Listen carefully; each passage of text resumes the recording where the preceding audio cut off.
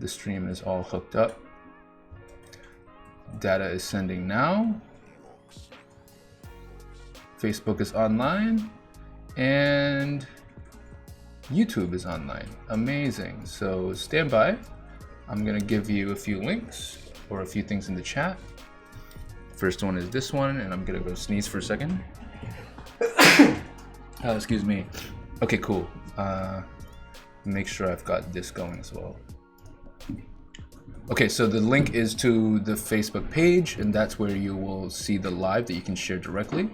And then I've got some copy here for you. You can edit as you wish, but it'll just make your life a bit easier. And then I'm gonna do the same on my side too.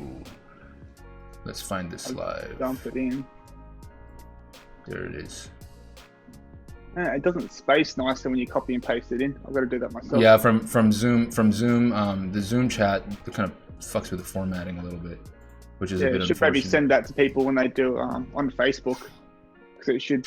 Hey, they're going to be on there anyway, because they're going to post it there anyway. Totally. And I'm gonna make sure I tag your, because you have a personal profile. Hardly use it. I'm using it now because people want to actually talk to me and stuff. I'm like, I'm not going to add you all as friends if I don't know you. Fuck off.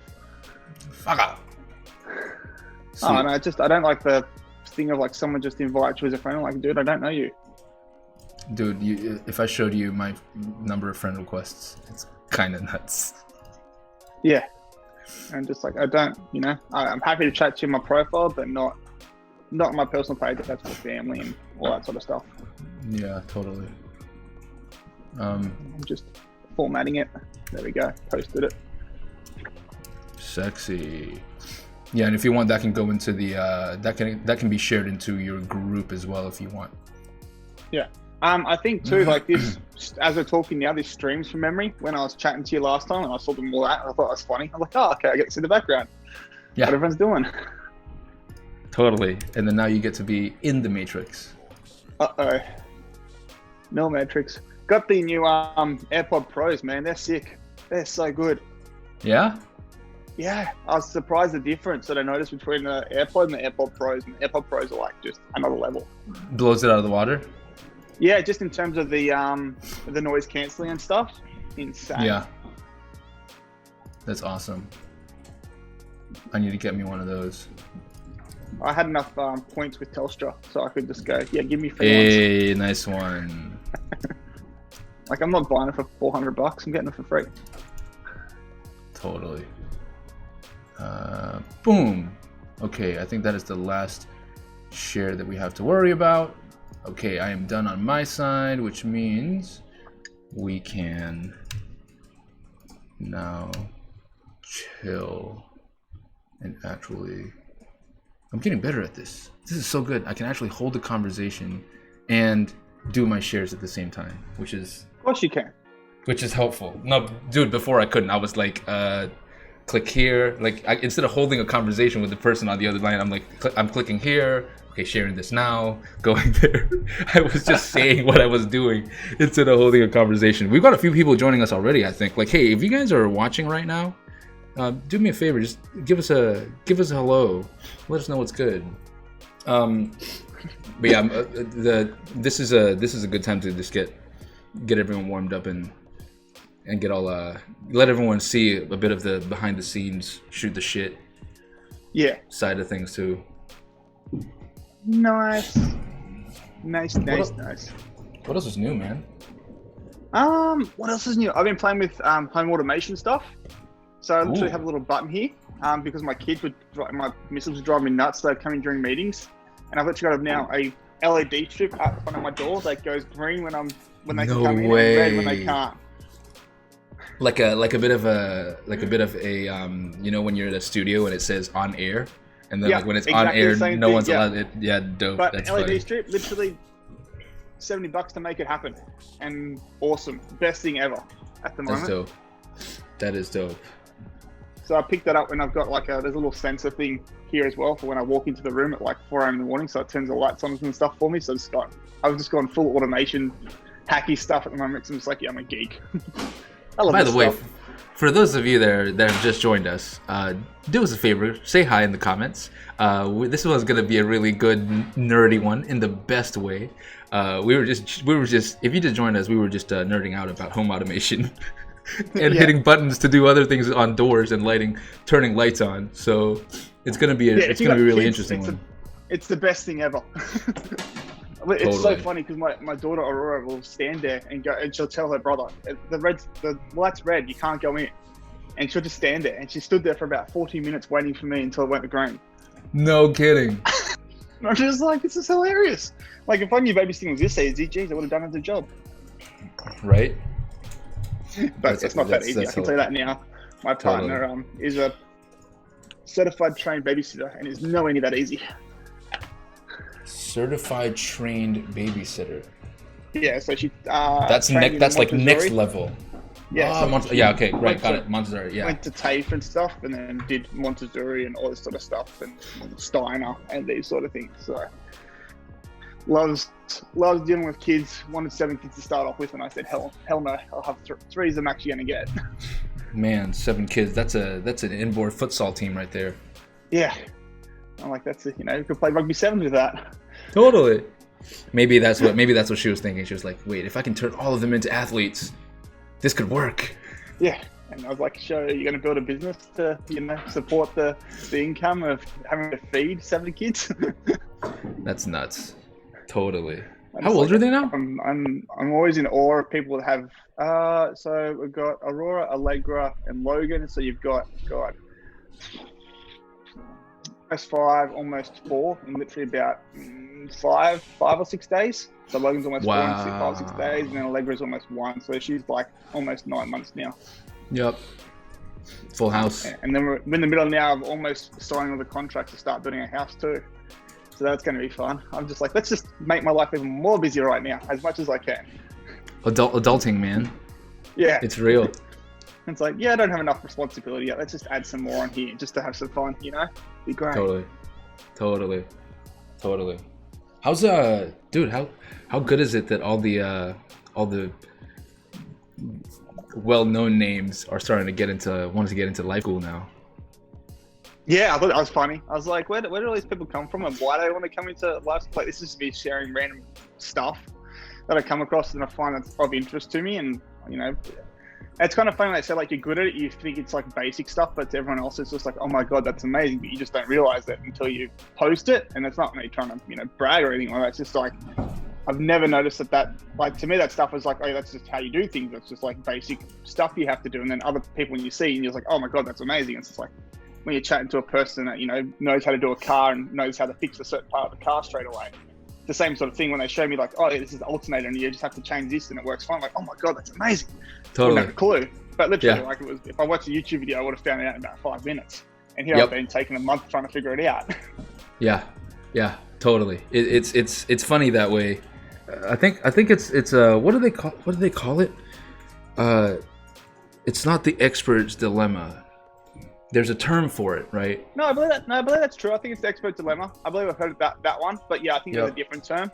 But there's always that, that metaphor about the man with the hammer, and also the man that knows where to hit the hammer on that engine that costs like $10,000. Yeah, it only took you 30 seconds, but it's 20 years of experience, and I know exactly where to hit and what to fix. Yeah, totally. That was me. That was me back when I was first like trying to learn how to code. And then I brought it to this systems architect, and I was like, dude, I can't fucking figure this out. And he goes, and he fixed it in like 6 seconds. And I was like, dude, that took 6 seconds. He's like, no, that took 6 years. Yeah, took 6 years to make it 6 seconds. Yeah, exactly. I think a lot of people forget that for sure. But it's also too, like, I did a post about that in life school. Like, our most expensive resources are our cheapest resources. Yeah, I like that post. We can actually let's dig into that. We got 30 seconds before we go live. I definitely want to make sure we dig into that. That type of thinking and that having that type of paradigm, I think is really powerful for people. So if we can arm people with that, comes from experience. To be honest, that comes from learning and going through it and knowing. But you kind of have to go through it. I don't think someone can tell you. Really? I think it makes it really hard unless you go through it. Let's find out in 5 seconds.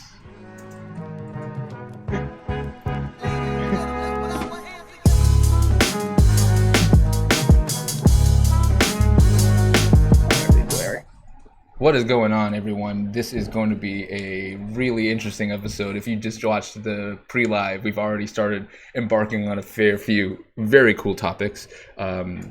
Very excited that you're here watching and joining us. We've got Joshua Bretag today. Now, Joshua is a beautiful, beautiful mind. Like, there are going to be so many things about this episode that I cannot wait to dive in.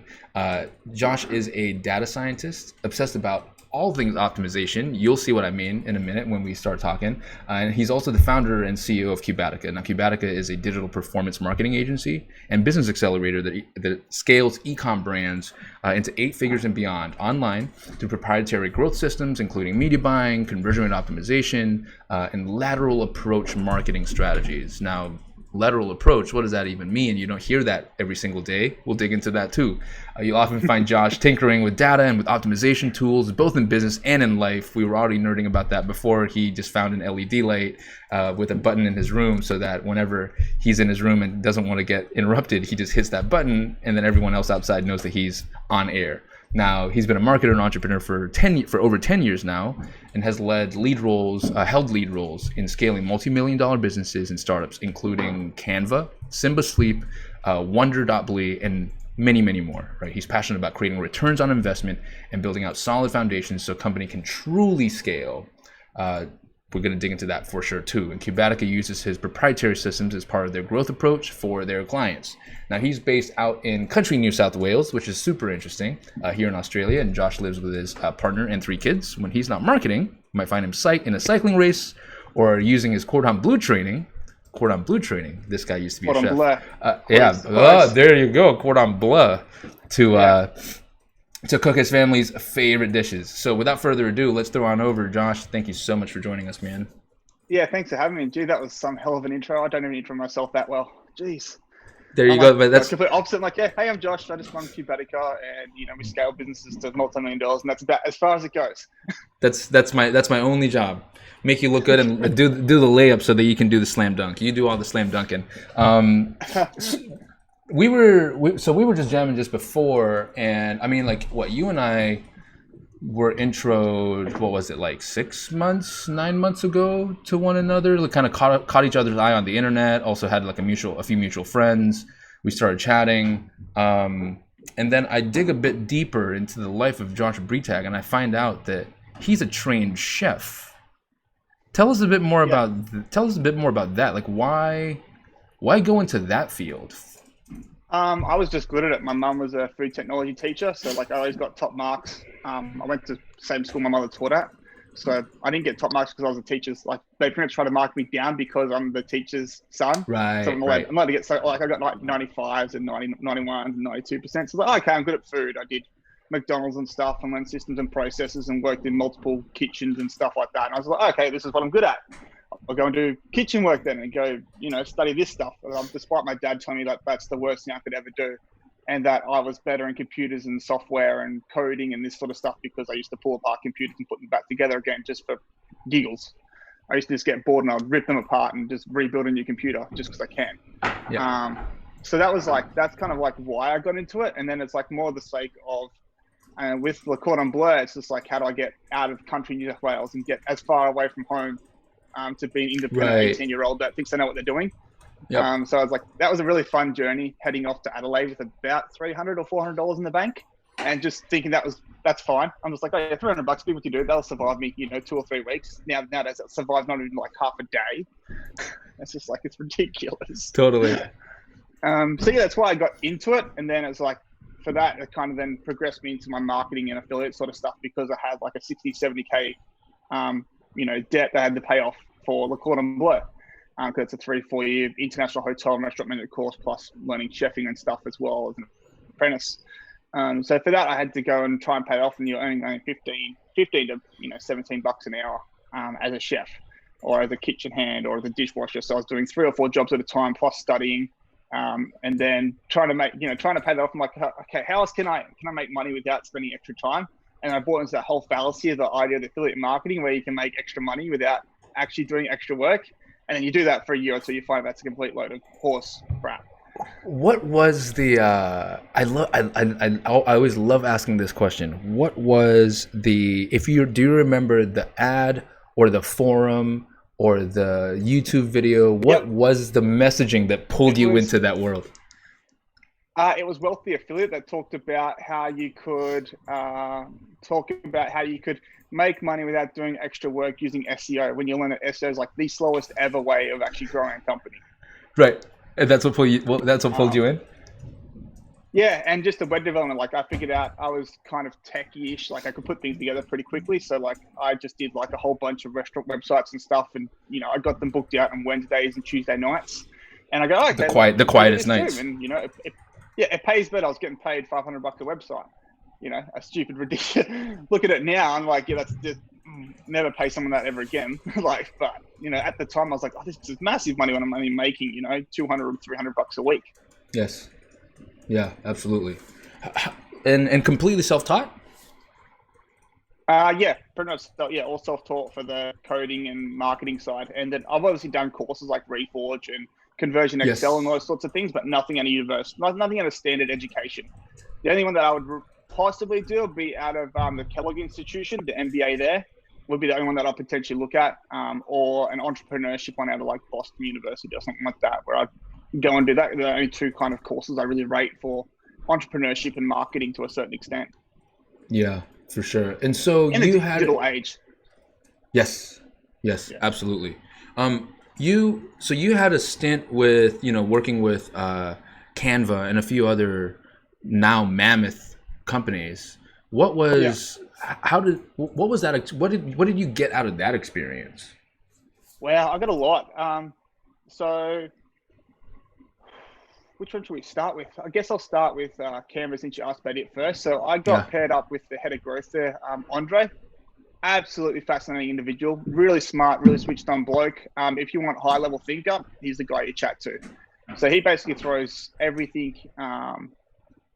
throws the whole best practice workbook out and completely goes the opposite way, and is able to scale companies absolutely insanely. So it's like his idea is like, how everyone talks about, oh yeah, make a little tweak about a button or make a little, tweak on the landing page and stuff. It's like, no, make a whole new landing page. Screw the tweaking and optimization. That's not going to get you hockey stick growth. That's just going to get you little incremental gains. Yes. Yeah, and it's found over 2 or 3 years. The pitch about how incremental gains add up over time. Yeah, he said it's a whole lot of shit. It doesn't really actually add up. Like it always returns back down to the norm eventually. Right. So it equalizes back down to the norm. Yeah, so it equalizes over time. Anyway, you have to keep making those optimizations. So you don't actually make compounding like 0.5, 0.5, 1, 2, 2. And it really taught me a lot about, because at that time I was very data orientated. Like the data was the truth, the data was everything. If the data didn't say nothing, then it wasn't the right thing. And he really helped me to, step out of that kind of mindset and look at start looking at trends, start looking at, come up with your own ideas. Don't rely on the data. Think about hypothesizing and coming up with like, what would you do if this was the situation, and changing the question as to like, well, what if you only had a week to make this happen? What if you only had 2 days to make this happen? What if I took away all the data from you? What would you do then? So he always asked all these like hard-hitting questions that made me think about things from completely different angles that helped me come up with more creative solutions to make things happen. So that was like one of the biggest things that I got away from Canva, and just the Ooh, I got you frozen up there. I got you frozen up there for a second. Hello? Am I there again? We're back. Now? There we go. We're back. Yeah, I lost you at just a sheer amount of... Oh, yeah, I was just saying, so Canva, and apologies, it's Outback New South Wales internet, so it might fluctuate every so often. Especially if the brother-in-law is playing Xbox One at the moment or something. Totally. Or Halo. So I was just saying, like, they had just had sheer amount of data. So we're getting about 1 million or 2 million events per day of information. Wow, yeah. So the amount of information I got to play with is just crazy. But I suppose the other thing back to Andre was like, he taught me about trends. So don't worry about being specifically correct. As long as the trend is heading in the right direction, then you can start diving in deeper. But until that trend moves in the right direction, don't worry about diving deeper, because you don't need to with a company like that. Right. It's overkill. Yeah, it's overkill at the start, and it stops you from handling your growth. And that's when I really switched from a pure performance marketer to more a holistic growth person, thinking about a business as a whole, and then what levers can you pull to kind of get the revenue out of it. What's the goal here? Okay, do we really have to work on optimization or acquisition here, or do we have to work on retention? And if retention's the problem, then you could run all those, campaigns like emails and push notifications and all that to get better retention. But realistically, that's like incremental gains again. Like if your fundamental product isn't created where it's like a high usage product, then it's really not going to have that greater retention anyway. So it's like you actually have to change the product itself to get better retention, not all these little hacks and tactics on the back end to try and 1 or 2 or 3% incremental gains that you get. Yes, right. So what was I'm trying to formulate the question here. So naturally, you had access to head of growth at Canva. On top of that, also, doesn't the Canva team have access to then some of the brightest minds in the world in terms of growth marketing as well as a resource? It was absolutely amazing. So they paid for me to get trained by like the head of Pinterest growth, the head of Uber growth at the time. I could ask anyone any questions I want. There was no one that wasn't available to ask for stuff. Like they would just throw money at them if it helped fix the problem, because like a 1 or 2% incremental growth on the Canva for Work team was like $1 or $2 million extra in the pocket. Yeah. It's like, it doesn't matter what you paid those people. Like it'll always come back if I just got one golden nugget out of it. So that was like that was one of the really cool things that they had available. And they really understood about teaching people and helping them learn. And they really, at the time, I don't know if it's the same there now because they're such a larger company, but when they were so nimble, like I was there when they were 100, 150 staff. So they were very nimble, very startup-like still then at that stage. And it was just really, like they really rewarded self-starters at stage. So it's like anyone who could kind of take stuff off their plate and help them get things moving in the right direction, then they would just kind of let you run to a certain extent and get things done. That's amazing. I mean, talk about an experience that can really just change your trajectory and like a super high octane. Yeah, that's what changed me. Really got my strategic side kind of locked down in my way of how I think about and come at problems and how to solve them. So it's not like I'm trying to think through multiple different 7 or 8 different lenses instead of just the one. So I'm trying not to be like every hole is a square when I've got a round peg to try and put it through. It's like, it could go through, but it's not the best solution there. That's super fascinating. We'll take one step as a rewind, and then we'll take a few steps forward. How did you get your foot in the door into Canva? Going from, okay, wait, this guy was a chef. Okay, wait, this guy was doing websites for restaurants. Okay, wait, this guy was running traffic and getting conversions for restaurants. How does fill in the gap between that and Canva? Yeah, so between that was like I eventually just progressed into like doing Facebook ads and PPC and stuff like that, and I just got mates started asking me for help. So it's just like I got a workout. Iron Edge at the time was like one of the really cool guys, and they gave me a go, which was really fantastic. And I thank them for that forever. And that kind of really got me into like really sinking my teeth into PPC, Facebook and stuff, and like performance marketing overall. I just had an analytical kind of mind to start off with, so I just dug into the Excel spreadsheets and stuff, and that's when you could really manipulate the marketplace if you understood how it worked. So creative and copy didn't matter as much then. It's more so about how to manipulate the system. And I was very, very good at manipulating the system to get results. So I knew like you may change this time, or you increase budgets like this, or you had cost caps like this, and things work better if you did it that way. So that worked out, and I did it for a couple of marketing companies, and then I got some advice and things like that. And I just kept getting more and more clients based upon the results. So they came in, and then eventually I got asked to help out at Simba Sleep. So that ended up being I got help asked at Wonderbly, which was previously Lost My Name, which is a personalized children's book, which is really fantastic product, fascinating brand. I've got like 6 or 7 of their books there for my kids already. Just to give talk you about awesome product. Oh yeah, like it's the best product ever. If it's Christmas time and stuff, it's absolutely crazy because it's like a personalized book with a journey for your child. So like if the name is Joshua Bretag, there's a whole book is personalized around all the letters of my name, and that's how it ends up at the end. And they've got like now that they used to have just the one, and they had 2 products when I was working with them. Now they've got about 20 or 30 products. That's overall, super, just automatic customization. Cool. Yeah, and if you came into Christmas time and you would just, the amount of revenue and spend you would have is absolutely bonkers, like just mind blowing at the time. And was that your first? You're talking multi-millions of spend in a month's period. I was just gonna say, was that your first foray into that scale of spend? Yeah, that was my first foray to that really high end kind of set. Like before that, I had a couple of $1 million accounts that I played with, but that was like when we hit Q4 for Lost My Name at the time. Like, yeah, that's where I really saw like multi-million-dollar figure spends and stuff like that in a month. And I was like, okay. And it really it really got me into like a data analysis and stuff. And how do you work with a team? How do you know who's made what changes and what's working and what's not working? Because at that volume of information, you can't just wing it to a certain extent. Like go based upon, oh yeah, that feels kind of good. That's what I'll test this week. It has to be way more systematic and processed approach to make it happen. But then also too, I learned later on, you can't be too processed approach because then you constrain what people can test and stuff because you put them in a box, and therefore they can't really help you to get better because they can't jump outside that box. Yeah. So this you bring up a perfect segue here, right? Like, so you got, you have these, especially in the world of tech, and then for growth marketers or performance marketers as well, you have this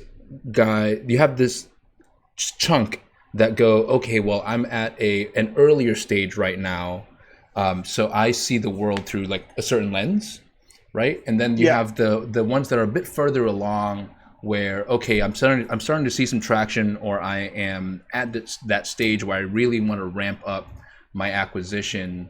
And you mentioned something really interesting before. You've got okay, you can't really wing it anymore once you get to a certain level, and it's almost like an invisible line as to when you cross that threshold, right? It's not exactly like, oh, once you hit 100K in spend per day, you have to change. It really, there's no finite line there. It's exactly. So blurred. Exactly. So you can't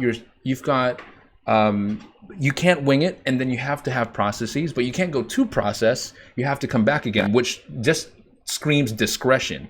So if you are working with newer, or if you're giving advice to certain types of entrepreneurs, how do they determine when to wing it, how to apply that mindset, and how to apply process, and how to discern between the two? I think for me, it was just noticing a lot of stuff falling through the cracks, and also a lot of blaming started happening between people. Oh yeah, you changed that yesterday. Why did you change that? That campaign was working really well. Blah, blah, blah. That's kind of like, okay, there needs to be some sort of process here. Like, and it also came down to how long my time on optimizing the account was getting more each day for the same amount of work. So like I implemented naming conventions, so I can see like, okay, well, at a glance, I knew exactly what each campaign was. So I had to click into the campaign and read what it actually was. So, that doesn't sound like a lot of time, but it saved me like an hour and a half every day having just naming conventions, because I was looking at 150 campaigns per day. Yes. Yeah, absolutely. And so it sounds to me like it was a retrospective fix. In other words, the fire showed up and then there were a few sprinkler systems put in place. I used to always be of the opinion that you should always build out the stuff beforehand, but now I've kind of switched over to like, you build it once the fire happens. Like there's no use prospectively building stuff, because you don't really know if that's going to end up being a problem or not. You just think it might be, but it may not actually end up being a problem just yet. And there's probably better areas to spend your time on, rather than actually doing that stuff prospectively. Because it's like, what if you put in, let's say, 10 or 15 hours worth of pre-work on that stuff, and you find out that you don't scale to like, let's say $1 million. That 10, 15 hours you just wasted, you could have spent on a way better project. Yes. And how's that working out for you with that shift so far? Has it been something that's warmly welcomed by the rest of your team, for example? Yes and no. So it's a mixture, and it's always going to be that kind of thing where it's always going to be a sliding scale. Yep. And that's just because like it's like you're going to eventually go too far to the left, too far to the right, and you start slowly getting that back. And we're getting pretty good at a medium ground now, but we're still like, I think a bit more to the right, which is like too process heavy at the moment. And we're just trying to lean back to have a bit more freedom. So the thing with that is like, the bigger you get to, the less you can do, the less you can let fires kind of happen. You kind of do have to pre-make stuff, and you've got team members to do that. But the smaller you are, wait for the fire to happen and then fix. Yeah, totally. In the meantime, just put your head down and actually get those big gains. Yeah. So but it also comes down to like, what's your trajectory and goals for growth. So like a lot of my stuff can be contradictory, but that's just because of like your personality type, what kind of business you have, how you're trying to move forward, what your goals are. So it's like, if you were, let's say, a startup with $5 million in, spend, definitely make all the systems and processes first, because you'll to spend a crap ton of money very quickly. So you're going to be, that not having that process is going to be a growth problem straight, like after about 3 or 4 months straight away. So you're going to have that something in place to deal with that. Everyone, say hi to Beck, by the way. Let's see if she's there. I saw you. Sorry, I just had to put her on the spot because she was like trying to quietly tiptoe around. I'm like, dude, you're not invisible. Yeah. Oh, so good.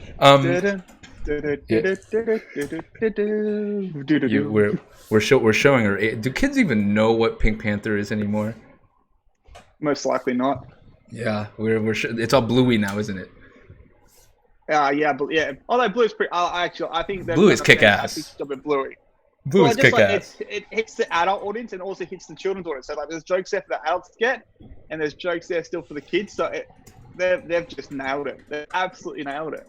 Yeah, genius. I actually know the guy, the creator of Bluey. That guy is Daly's. Oh really? Wow. Super switched on guy. He's here in Queensland. He's just. Yeah, I saw that, and it blew up. They weren't expecting it to. I'm like, dude, you just nailed the audience. Like, it's a show that adults will be happy to watch because we actually find it entertaining, and we get to watch it with our kids. Like, Two birds, one stone. Thank you very much. Totally. And like, Bluey any day over Wiggles or whatever. Any day. I'll bet you this is the only, this is the only business podcast that also mentions kids entertainment and Bluey. All of a sudden, Bluey's search results go up. Yeah, exactly.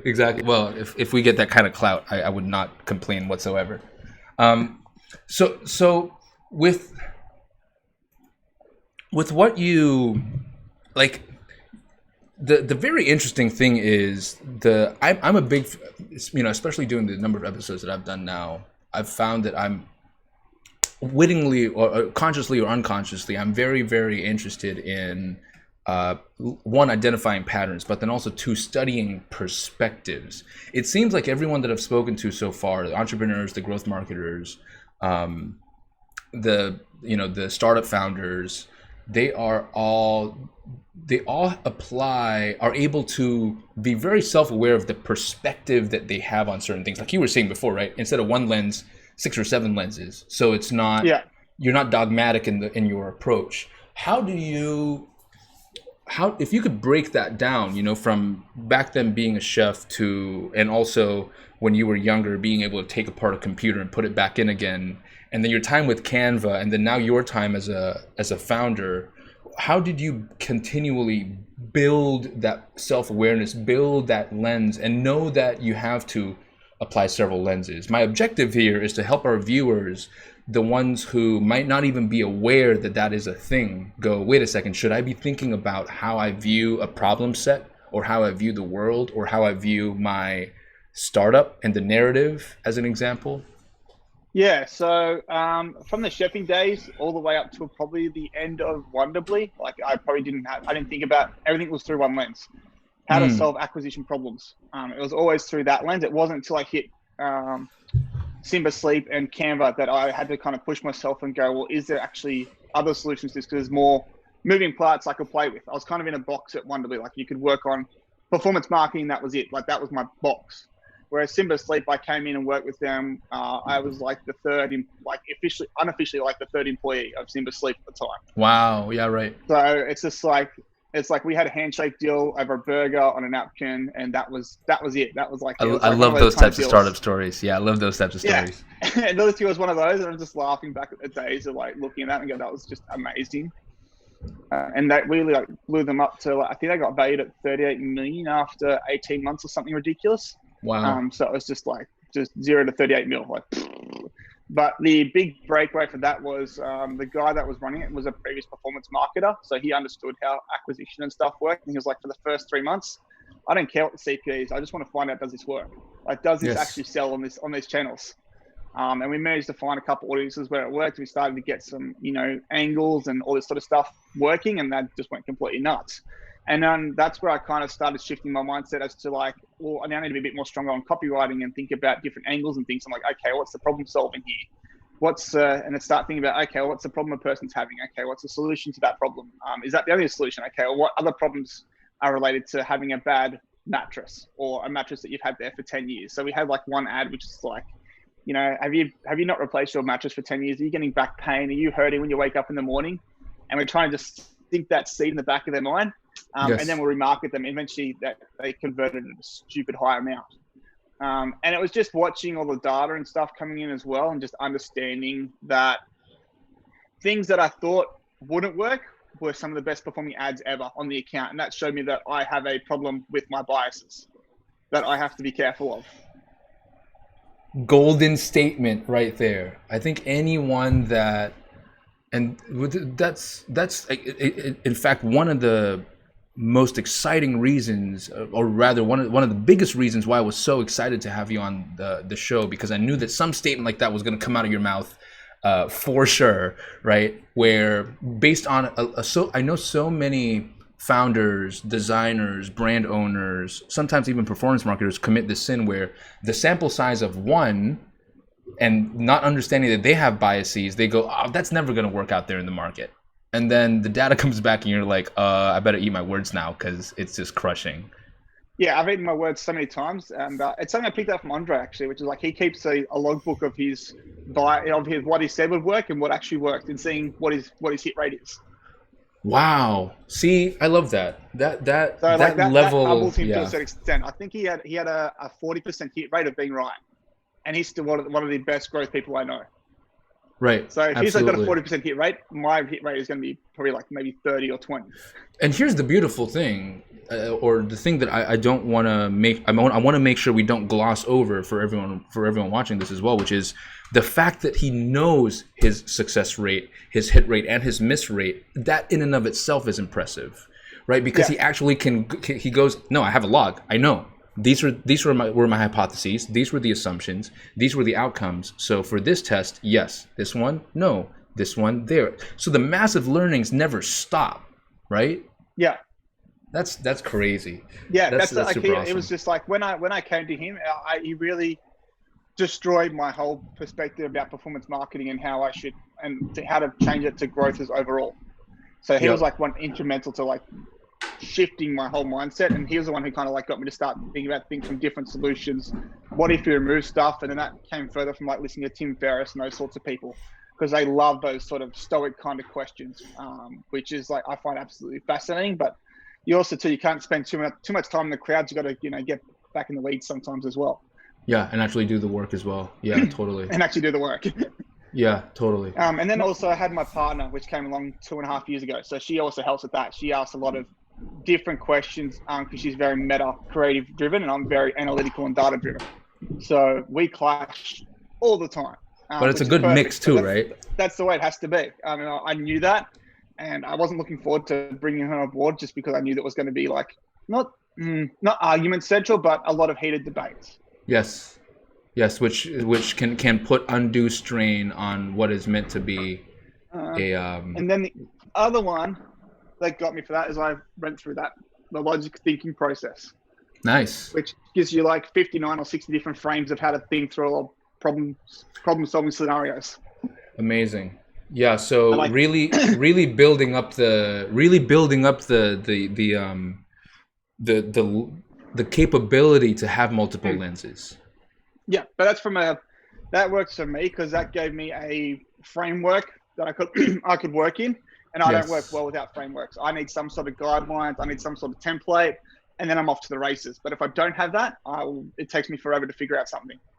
Yeah, and I would almost argue that most people, whether they like to think it or not, most people need some type of a guiding framework for any type of work, like, any type of job or any type of skill that they're trying to build, as loose or as tight. I think the varying degrees of looseness or tightness differs from person to person, but for most people, they need some type of framework. Otherwise, it's just like like they say for creatives, the worst type of brief to give them is an open brief, because their brain is just like, oh my God, create anything? Yeah, anything. Yeah. Oh, and then if there's no time budget, they're screwed. Yeah, exactly. Yeah, exactly. It's just like, it's the same for like, there's always that, which I came across with every agency, and I've been trying to, well, not agency, but every place I've worked with is like the the issue between performance marketers and creatives and them trying to communicate together as to what actually works.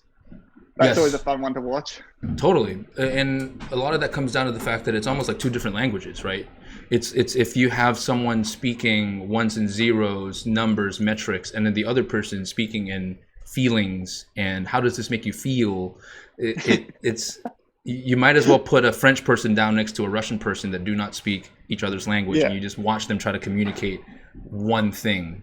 And it's always interesting to watch. It usually kind of decays back down to finger gesturing and talking louder, repeating the same exact thing but louder and slower, as if it was going to help the other side. So one way I found to get across that was switching departments for 6 months. Ah, nice. So shoving the performance marketer into creative, like into a deep zone they just don't get, and then the creative person into performance marketing for like 6 months. Interesting.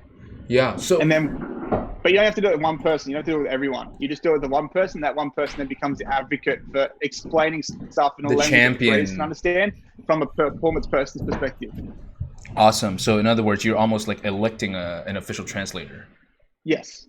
That is cool. See, and that part always fascinates me about you, right? Like, for example, you mentioned Andre was the one that helped break your mindset down to go from, okay, the game I'm playing is, the role I'm playing rather is performance marketer. And then you're looking at it now, he broke you down to go, no, let's look at it from a growth standpoint, right? To become almost like a growth marketer. How do you see that? And you between you and I, we interact with a lot of people in that performance marketing space, as well as some that call themselves to, pride themselves to be in that growth marketing space, both newbies as well as very established people.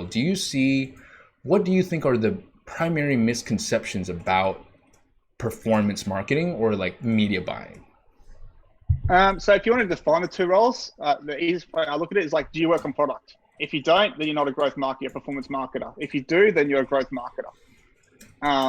That's the way I look at it. So like generally a growth marketer comes from a product management background, generally, not from a performance marketing background. So they're trying to get growth by making changes to the product, not actually making tweaks to algorithm and stuff like that. Nice. That's how I define the two. But both sides have lacking stuff, and it's like they call it the T-shaped marketer. But my T-shape is like I'm heavy in performance side and acquisition side rather than SEO and content and copywriting. Got it. So for those I'm more an L-shaped marketer than a T-shaped marketer. I was gonna say, for those that have never heard of that term before, can you describe what the T-shape stands for or what it means? Yeah, so T-shape is like, if you look at all the different verticals that's involved in a marketing process or a growth process, so it's like, I have product knowledge, I have SEO knowledge, I have development knowledge, I have engineering knowledge, I have operations knowledge, I have acquisitions knowledge. So it's like any performance media buying channel. I have branding knowledge. I have, what else is there? Copywriting, sales. It's like all these sort of things. And it relates to like, you have to have like a generalistic understanding of most of the things. And then normally they go deep on SEO, and I can't remember what the other one is off the top of my head. That's generally the T-shaped marketer. And you'll find it on Reforge. Reforge is probably the best place to actually learn about growth marketing. If you ever want to do it, like that's, to be honest, that course is way too cheap for what it gives you. Like, it's like, I would have paid 4 or 5 times that price. Whoever's running Reforge, if you're watching this, it's not too cheap. Keep it the same, please. Just so that. I know. I've already told Brian because I caught up with Brian when I was at Canva, and he's like, "Yeah, no, sustain that price." Like, it's like he's more about Brian. Help. He wants to help and grow more growth marketers and more. He wants to bring the whole thing of like all the ships raised at once, brings up a higher level of competition and sea level rather than make money off it. He's making tons of money. He's got all the relationships. He can make as much money as he wants. He doesn't need to do it off Reforge if he doesn't want to. It's his little, have fun baby. So yeah, that's why I look at the difference between the two. So I'm really more an L-shaped marketer because I'm very heavy on acquisitions, data operations, and like engineering and development sort of side. 'Cause that's my background. Yes. Whereas like Andre was more of a holistic kind of T-shaped marketing. He's very heavy in SEO and I'd say marketing strategy. He was very heavy, like a lot stronger than I was, and now I've become a lot stronger than that because of him. So he was like the lever. So like if you look at that in terms of like the way I was saying, the 6 months in each department, Andre was kind of like my 6-month apprenticeship in figuring out how growth actually really works, not how people think it works. Amazing. Yeah. And as much as we're specifically talking about marketing now, this really comes back down to any founder that's looking at it from an acquisition standpoint or a acquisition growth standpoint, whether you are trying to raise to have that narrative of acquisition so that your raise becomes a lot stronger, or you've closed a round and now the game is to actually start acquiring. Understanding that type of lingo, I think, will help arm a lot of founders be able to find the right people to fuel their team as well. Yeah, I found definitely personality types is a big thing, and let people operate into what they're good at. Don't try and push them into stuff they're not so good at to a certain extent. Like let them operate in what we call their zone of genius. Yep. To a certain extent. So my thing is like, as I was saying before to you guys, like I'd rather hire an expensive resource than a cheaper resource because it's going to take so much off my plate. It's absolutely amazing. Ridiculous. Let's dig in there a little bit. You, in your group Life School, your Facebook group Life School, you put up a post recently about how your cheapest resource from an overhead standpoint can very much end up being one of your most expensive high cost resources, and vice versa. Can you break that down for us in terms of what are you trying to describe using that lens? Yeah, so that just comes from experience of hiring. I've been through about 150 staff or so across like 6 years of doing the business and hiring people for Canva and all those sort of places, and Simba Sleep and yeah, all that sort of stuff.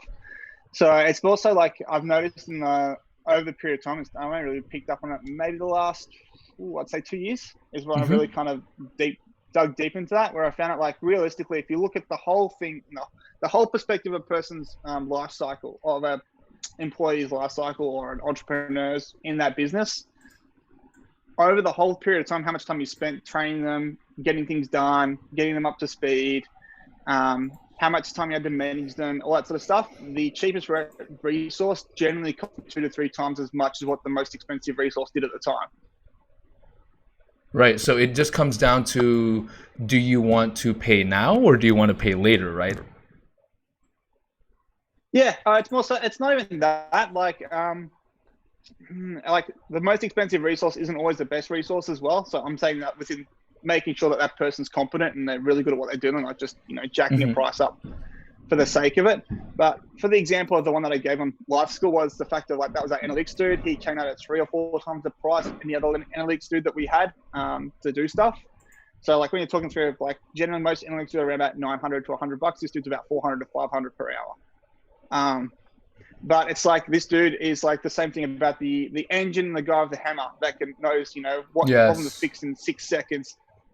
If I gave it to the person, I did the test. I did a couple of tests actually just to prove it. It's just like he cost us $1,000 to get that solved, and he solved it within 3 days. I gave it to the person $100 per hour. He cost me $3,000 and took me 3 weeks.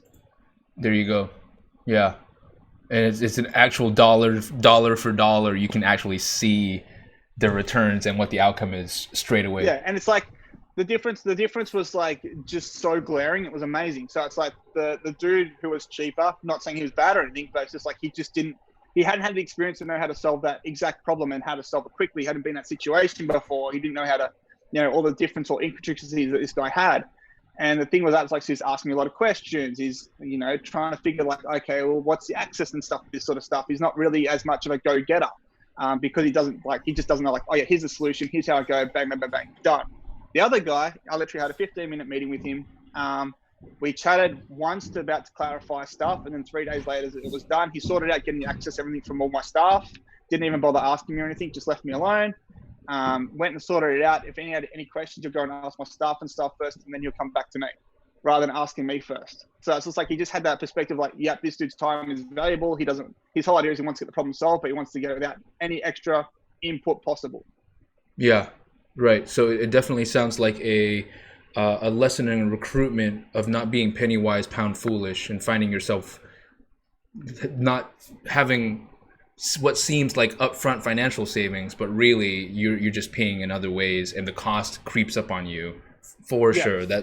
That's super helpful. So long as you have big, massive problems to be solved, I would say that's the only thing. Like it has to be a level 10 problem that needs to be solved, and you can't get it solved by a level 6 or 7 person. And the difference between a 9 and a 10 is so huge, it's not even funny. Oh yeah, absolutely. That part is, again, for those watching, something that I want to make sure that we don't gloss over, because the quality of the problem and the quality of the person solving that problem really matters. Because otherwise, you're just setting someone up to fail, and they might get super deflated, and then they feel like they're not good enough anymore. It just causes a whole bunch of problems. Yeah. So a shortcut we did for that to start off with was we would have a level 6 person, but then have them have a level 10 coach they could pay on demand as required. Nice. And help that person grow towards so they become higher level. 7, then eventually become an 8, and they start going up, but their pay increase doesn't go as quick up as what the person at level 10 is, because they know what their worth is and they're charging you for it. Yeah. And so internally within your team, do you have clearly delineated, are these levels clearly delineated levels, or are these more like, we kind of know that you're a, it's an arbitrarily set, you're a 6 or a 7, let's get in someone who's a 10? Yeah, that's definitely an arbitrary thing. There's no numbers in our systems for some. No one's assigned a number like that.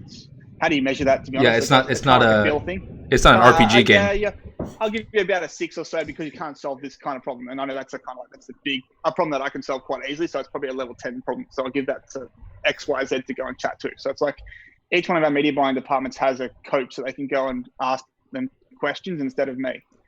Awesome, amazing. I love that. That's something that I'm probably going to steal that as well. Having that coach makes things so much more vibrant and easier as well. Speaking of which, you mentioned something, but you mentioned it before, right? The amount of time that you spend training up your team, onboarding them, or team member onboarding them, grooming them, etc., to get them up to the different levels, right? What's the term I'm looking for here?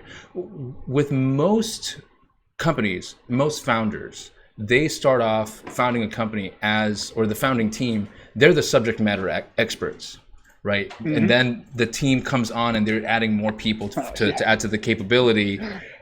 And a big frustration for most is a lot of founders go, man, why the fuck can't my team understand what I'm trying to say? To me, it's so easy. Why is it so hard for them? And then enters the fact that you are a fan of building that second brain, right? For those that don't know what that is, because it sounds, I think for some people it might sound like, wait, are we going to segue into some kind of RoboCop thing right now? What is this? Yeah, pretty close. What is this concept of building a second brain? Yeah, so let me break that down, because there's 2 big, massive questions. Nice. We'll park the second brain to later, or to after this one. So on the side of the training and these people can't do this job as well as I can, there's no way in hell you're going to find someone like you that can do the job as well as you can. Never going to happen. You've got your unique background, your unique skill sets, the way you're brought up, the way you're raised by your parents, all that sort of stuff. There is no one else in the world that's been raised like that. They are not going to think like you. They're not going to operate like you. It's just not going to happen. So don't expect it. Thank you for saying that. That is, it's so important for people to hear that. Anyone? I need to raise that hand because I've made a mistake. I've been no, for of 6 course. or 7 years. But I'm like, why can't you do this? This is absolutely useless. Like, how many times have we heard entrepreneurs say, "I just wish I had a second me"? It's never going to happen. And you're just chasing a unicorn, like a unicorn situation, rather. Yeah. And the other one too is you're not the best person in the world either, and don't think that you are. Amazing. There are people way better than you, and I got my ego checked in when I went to Canberra, and I'm chatting to like a Casey Winters of like the head of growth at Pinterest for the email team. They're doing like 8 million sends per day, and they're doing like machine learning optimization based upon what pins and stuff you click on there before they show you this sort of stuff. And I'm just like, okay, I'm playing a really small game in a really small pond. I need to start leveling up. Like, amazing. I'm this little fish in this. Like, if you go look at the internet marketers and like, Perry Belch and stuff like that, nothing against the guys, but they're playing in small ponds compared to these guys at the VC capital firms and stuff. Different level. Spending hundreds of millions of dollars and stuff. It's just like the way they think about it and the resources they have to make things happen. Yeah, different level. Yeah, and it's funny because those people don't actually really like. Yeah, they want a amount of income they want to earn just so like they can have a nice living and stuff, but they don't really care about that. They care about the challenge. They want the challenge. Yeah, absolutely. And I'm noticing now that as well with all the speakers that have come on, where the challenge in that game is what drives so many of them, and money just happens to be a very happy byproduct of that because they're kick-ass at what they do. Yeah, they generally already have the money. They don't really need anymore. It's more so now it becomes a question of, what do I do now? Like, I need something to keep my brain ticking over. I'm going to sit in the sidelines and get bored. Sometimes it's just for challenges. Sometimes it's also to give back, and some people are like that. So it's like either or those. And then diverting that conversation back to the start of, okay, well, then who do you actually hire to like just find someone who does 70 or 80% of one of the tasks that you do. Just one at a time, get rid of one task at a time. So I learned some really cool stuff from Roland Fraser. So with his, like, he thinks about a business, Roland Fraser, Jason Fried from like Remote Work and Basecamp, those two guys, like they've been pretty instrumental. Roland just recently, but it reminded me of the stuff from Jason Fried that I learned from Basecamp, which is like, think of your business as a product. And then how do you, this is version 1 of the product. This is version 2. This is version 3. This is version 3.4, 3.5. You're not the business. The business is separate from you. You need to really think about it that way. You're not the business. You should never be the business. Starting out, yes, I get it. Put your hours and stuff in, but you need to be pulling yourself out as quickly as possible because your time is not best spent doing stuff. It's best spent doing things on the business or acquiring multiple businesses if you really want to play a big game and having them into the mix. Absolutely. So it's like, how do you take yourself out of each part? So it's just like, okay, yeah, let's say you're the best person ever at, let's go YouTube ads. Let's just say, yep, you're the best person ever. You're the face of the brand. You do YouTube ads amazing. Okay, well, what about if you get rid of the reporting? How about you get someone else to do the reporting for you? Do you enjoy doing that part? What about someone cleaning your house? What about someone doing the dishes for you? What about someone cooking your meals? What about, there's all these other things that you're spending your time on that isn't valuable. So you can just start getting rid of those. And as you get rid of those, as your income increases, you can then afford better people. So you can find another YouTube ads expert and then start paying them. If they can get, the smaller campaigns, they're like 60 or 70%. That's pretty good. Okay, it's going to take you, another maybe 2 or 3 months to get them up to 90%. But once you get that second hand, well, guess whose job it is now to go and train everyone else? It's that person's job, not yours. You get to go off and do the other stuff that's important. And you come back when that top level person now has a problem instead of when that lower level person has a problem. Amazing. Absolutely. And now break that down for us into the next piece, which is the second brain part. Yeah, so the second brain part, at the moment, it's a bit internally for me, but that's like a whole process around how I store information that I gather from books and resources in the internet. And like, I have like 17 different points that I collect information from. Like we have about, on general, everyone has that. And it's like, how do I get that into one point and then distill that so that I don't forget it? That's important to me and has certain subjects. And I put that into what's called a second brain, is by a physicist out of Germany. I think I'm butchering it. I can't remember it's him, but it's called a Zettelkasten, which is like this whole idea of like you put down notes. He had a box full of notes that had incremental numbers and everything kind of matched up. Like if he was talking about a subject, then as you add more research and information, as you're studying stuff, naturally subjects will come up that will become main headers. So the whole idea is like you kind of just dump that in there as a brain, and then you start making connections and you get more information. And for me, I found that really important because like I would go through like, maybe 2 or 3 books a week of just reading on Audible and stuff and pulling out sound snippets, and I just had it everywhere. So I'm just like, how do I consolidate that? And I was like very big on going digital. So like I don't have pieces of paper in my office anymore. Everything's done via iPad or computer, because I'm like, how do I make myself as mobile as possible so I can have everything that I need at my fingertips without having to worry about like a piece of paper or anything like that to be written on. Amazing. How do I search it all? And like the really cool thing about that is like, let's say like this sort of interview, right? If I go send this off to Rev now, I can just go and search up I'll put this whole thing and all the highlights from it into the Zettelkasten or the second brain. And then I can just search it up and go, oh yeah, all the talks I've had with D-Dane about whatever. And then I can find all the subjects, or I can type in, okay, everything that I talk about acquisition.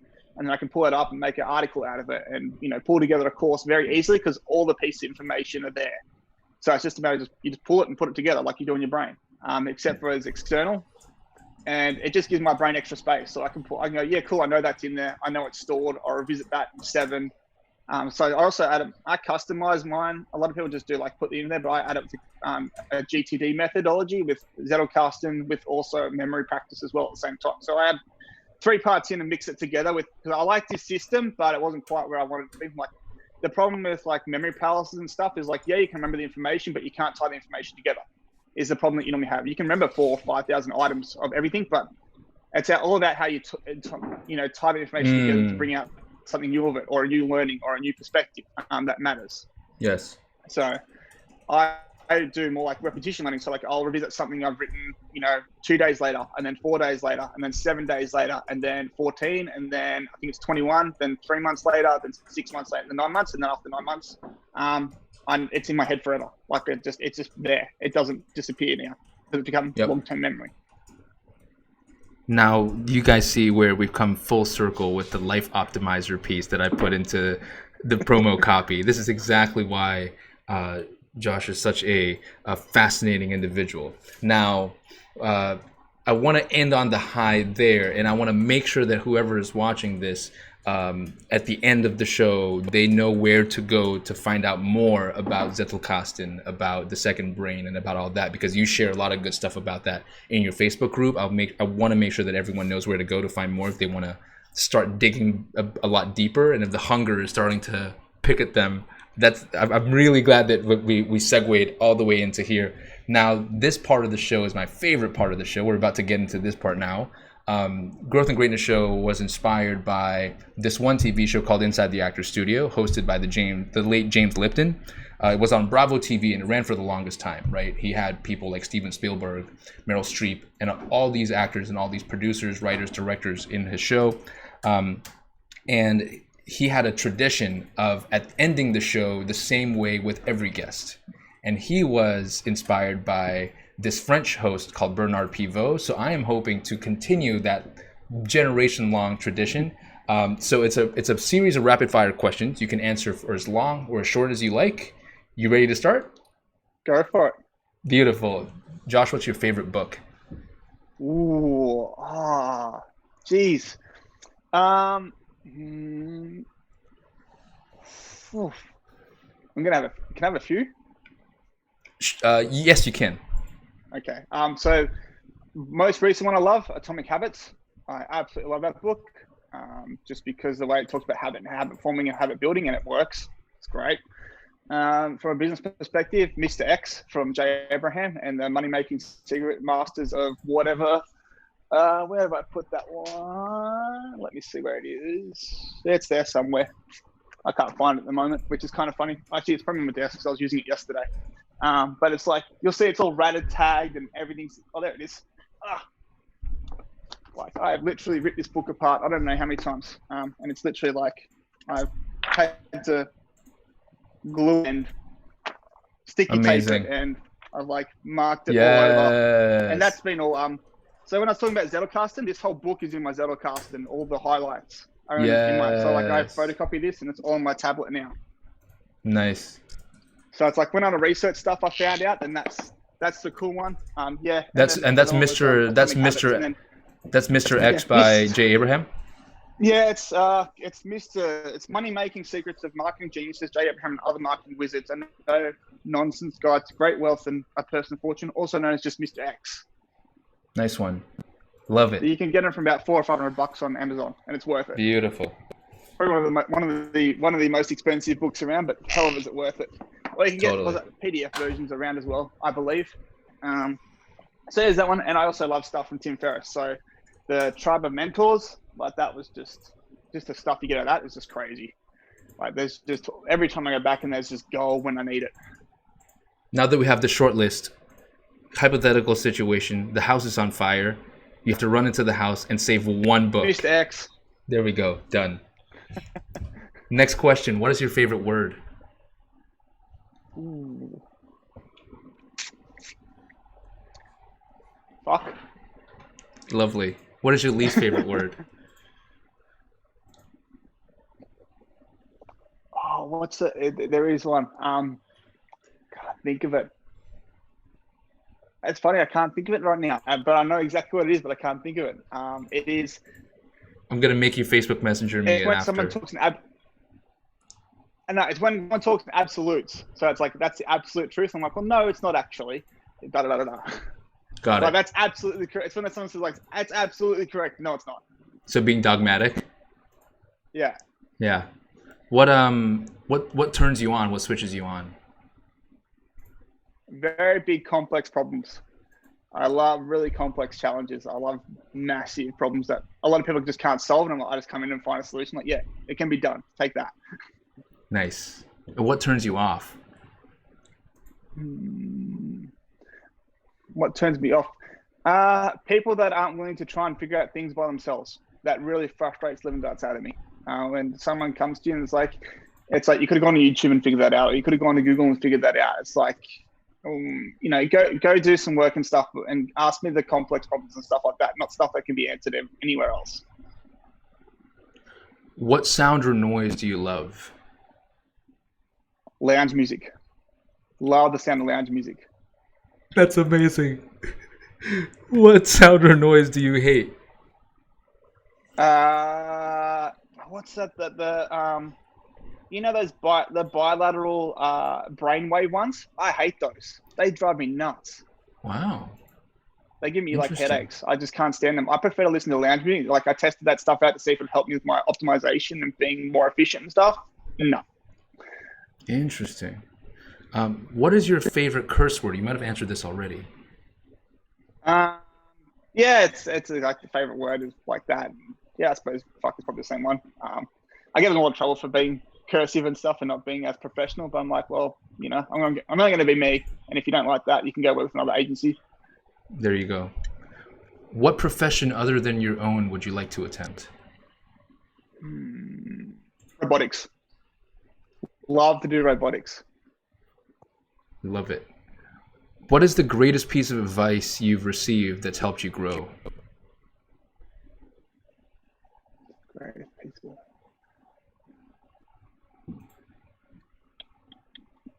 of 10 years in the future, you wish you would have started today. Nice. I love that. Now, what does greatness mean to you? What does greatness mean to me? That's a fun one. To me, that's self-defining though. It's because it's what does greatness actually mean? Like to me, it means like being happy, enjoying your life. Doesn't mean like monetary wise doesn't matter in terms of greatness. It's all about, are you actually waking up every morning and being happy and enjoying what you're doing and the life that you're living and what you're giving? Like, does that fill your self-fulfilling prophecy of what you think your life should be? I don't think it should be defined by anyone else, and that's why everyone's definition of greatness will be different. Exactly why I ask it that way. I love it. And final question. If heaven exists, what would you like to hear God say when you arrive at the pearly gates? Maybe I should send you back to Earth again. You're not ready for here. That's awesome. Go for round number 2. Yeah, go back. You're not worthy to be here yet. Get back. Get out. You got some more work to do. Interesting. I love that. And that is why today's episode is titled Inside the Beautiful Mind.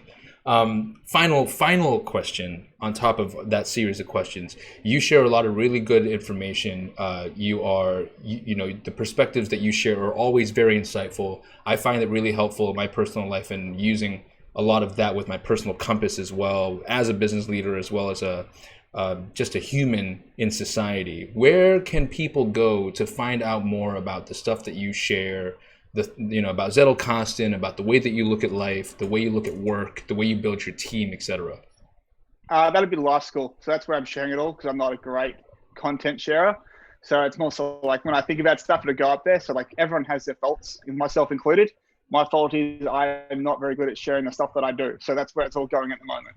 Amazing. And also at the same time, you work with, you do amazing work scaling companies in the e-commerce space, effectively in the direct-to-consumer space and e-commerce, as well as in SaaS as well, if I'm not wrong, right? Yeah, we do SaaS, B2B, we do everything. We're kind of the opposite of the niche company. we went broad just because like we find most places it's like 80% the same, 20% different for those specific niches. And then we've just built up like multiple media buying arms. We've bought agencies and brought them in. So yeah. Amazing. And so for those of us that are looking to explore working together with you and your team to get that amazing growth, where should we go? Cubatica.com will be the best place to go for that at the moment. And then, yeah, I can't wait until we actually get some machine learning and AI stuff. That's going to be fun. I can't wait for that stuff. I'm so excited. Absolutely. So that's Cubatica.com, Cubatica.com, and that's Josh and his team right there. Everyone who has been watching so far, can you please join me in thanking Josh? Josh, this past hour has been so enlightening. Cannot thank you enough for taking the time out of your day to do this, man. Yeah, same day. It's always fun chatting to you, man. It's so good. Totally fun. Absolutely. Stay on the line. I'm going to make sure I close out the show, get everyone to do the obligatory subscribe to this, like this, and then stay on the line. I want to make sure I thank you and say bye properly. Thanks, bro. So easy. Ciao. Ciao, ciao. All right, there we go. That was Joshua Bretag right there. Inside a Beautiful Mind doesn't even like scratch the surface. We only had an hour. We went in multiple different directions, but it was so enlightening to see the moments in his life where his paradigms were almost broken down to then get raised up again in a different way, like a phoenix reborn almost. I love it so much. If you like what you saw today, don't forget to tag a friend so that they can watch this as well. Whether you're watching it on Facebook or on YouTube, if you like this show, please do subscribe or like, depending on where you're at. And I cannot wait to see you guys next time on the next episode of the Growth and Greatness Show. I'll see you there.